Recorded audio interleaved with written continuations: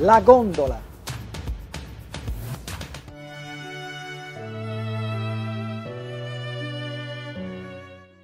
Da più di 1000 anni la gondola è la tipica imbarcazione veneziana.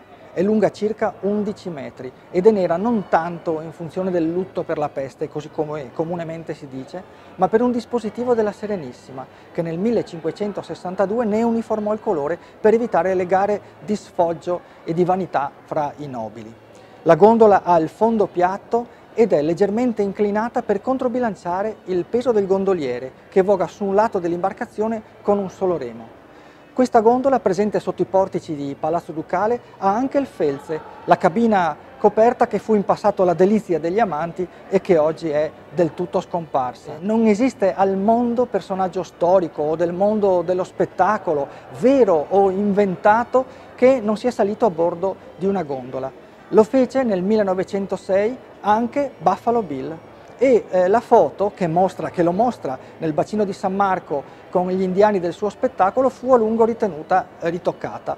In realtà lo è, perché nel 1902 il campanile di San Marco era crollato ed era quindi in ricostruzione. Strana città è Venezia, si tarocca una foto non per mettere un cowboy con gli indiani in una gondola, ma per ricostruire il campanile retrostante.